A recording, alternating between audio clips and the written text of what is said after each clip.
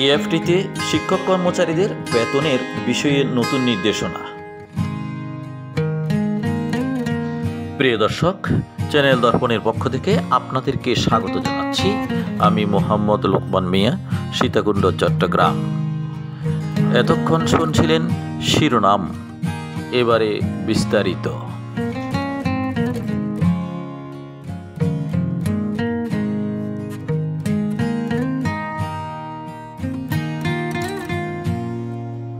প্রিয় দর্শক, বাংলা ট্রিবিউনে যে সংবাদ পরিবেশে তারই ধারাবাহিকতায় আজকে আমি বিষয়টি আপনাদের সামনে উপস্থাপন করছি।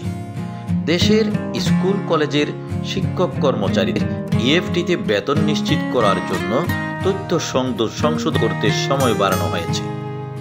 অপরদিকে স্কুল কলেজের নতুন এমপিইউ অনুমোদন পাওয়ায় শিক্ষক কর্মচারীদের আগামী মার্চের মধ্যে প্রতিষ্ঠান প্রদানের মাধ্যমে এমপিইউতে ইএফটি মডিউলে অনলাইনে প্রয়োজনীয় তথ্য পাঠাতে নির্দেশনা দেওয়া হয়েছে। বুধবার 5 মার্চ মাধ্যমিক ও উচ্চশিক্ষা অধিদপ্তর এ সংক্রান্ত আলাদা আদেশ জারি করে। এদিকে তথ্য সংশোধনের আদেশে জানানো হয়, স্কুলের ক্ষেত্রে প্রতিষ্ঠান প্রদান আগামী 20 মার্চের মধ্যে আবেদন করবেন। উপজেলা থেকে আবেদন পাঠাবেন 20 মার্চের মধ্যে, জেলা থেকে আবেদন পাঠাবেন 10 এপ্রিলের মধ্যে, আর আঞ্চলিক উপপরিচালক আবেদন পাঠাবেন 20 এপ্রিলের মধ্যে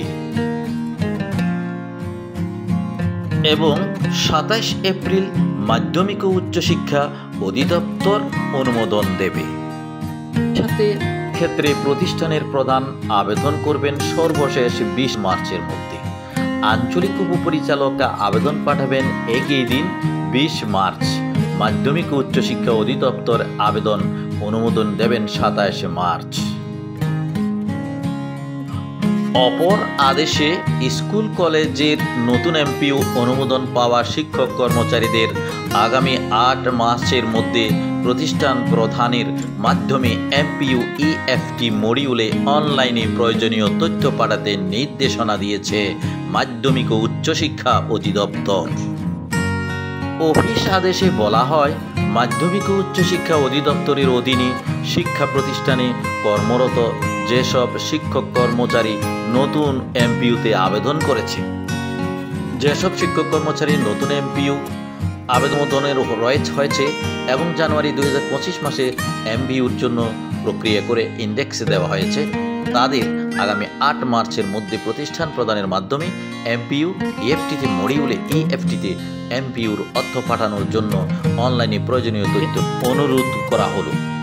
এছাড়া যেসব শিক্ষক কর্মচারী জানুয়ারি মাসে ট্রান্সফার অপশনের মাধ্যমে নতুনভাবে এমপিইউ ভুক্তি বা রিএমপিইউ ভুক্তি হয়েছেন, অর্থাৎ গত ডিসেম্বরের এমপিইউতে নাম ছিল না কিন্তু জানুয়ারিতে এমপিইউ ভুক্তি বা রিএমপিইউ ভুক্ত হয়েছেন, তাদেরও এমপিইউ ইএফটি মডিউলে অনলাইনে প্রয়োজনীয় তথ্য পাঠাতে হবে।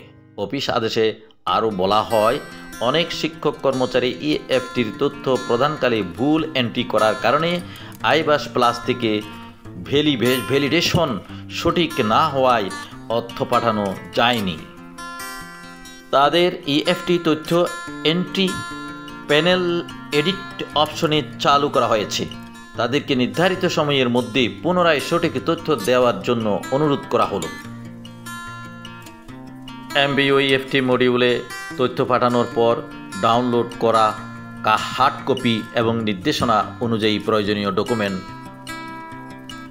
কলেজের ক্ষেত্রে আঞ্চলিক পরিচালক এবং স্কুলের ক্ষেত্রে উপজেলা থানা মাধ্যমিক শিক্ষা কর্মকর্তার দপ্তরে জমা দেওয়ার জন্য অনুরোধ করা হলো।